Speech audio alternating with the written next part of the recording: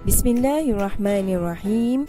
Assalamualaikum adik-adik. InsyaAllah kali ini kita akan belajar bidang akidah tahun 3. Tajuknya ialah beriman kepada kitab.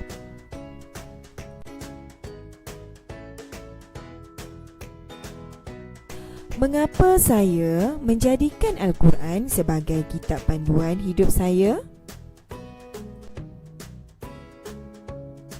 Saya menjadikan Al-Quran sebagai kitab panduan kerana Al-Quran merupakan wahyu Allah Subhanahu Wa Taala yang mengandungi ajaran Islam.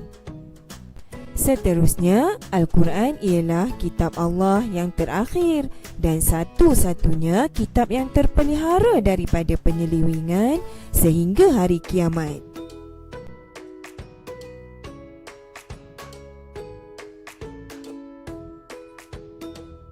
Sebagai umat Islam, kita wajib beriman dengan kitab-kitab yang telah diturunkan oleh Allah Subhanahu Wa Taala kepada para nabi dan rasul, iaitu dengan meyakini kebenaran isi kandungannya.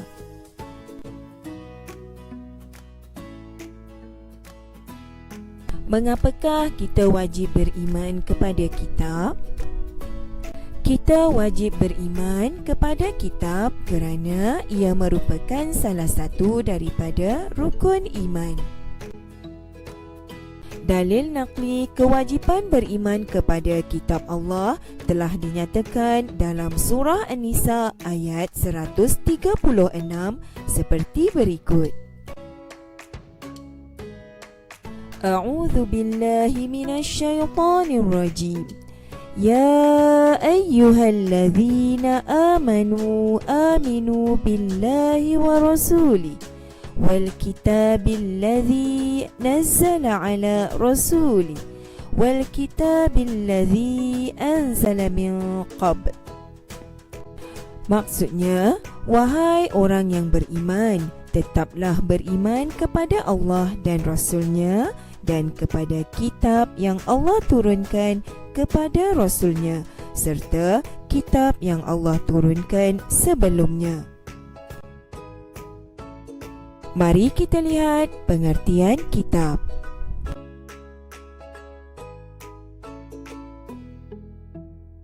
Kitab Allah bermaksud kalam Allah yang diwahyukan kepada para nabi dan Rasulnya.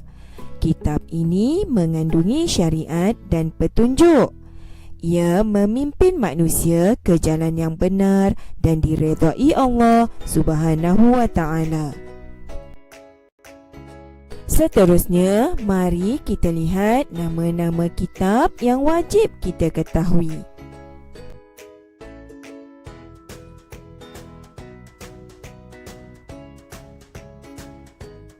Pertama, Kitab Zabur diturunkan kepada Nabi Daud alaihi salam.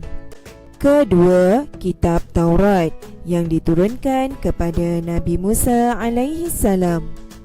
Ketiga, Kitab Injil yang diturunkan kepada Nabi Isa alaihi salam. Dan yang terakhir ialah Kitab Al-Quran yang diturunkan kepada Nabi Muhammad sallallahu alaihi wasallam.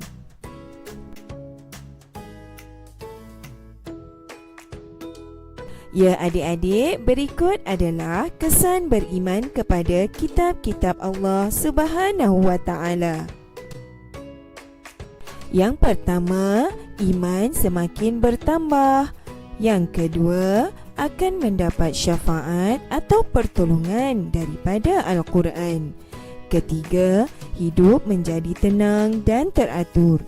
Keempat, masyarakat hidup sejahtera.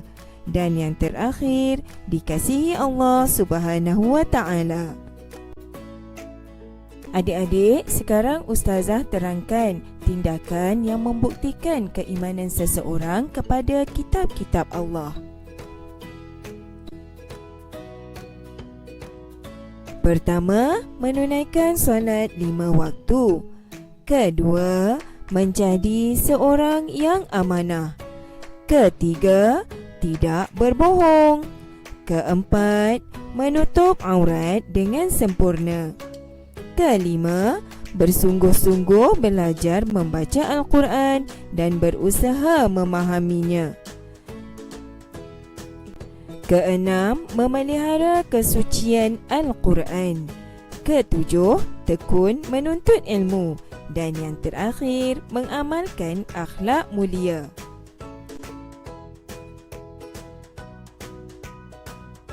Kesimpulannya, sebagai seorang Muslim, kita wajib beriman kepada kitab Al-Quran dengan belajar bersungguh-sungguh, berusaha memahami dan mengamalkan isi kandungan Al-Quran.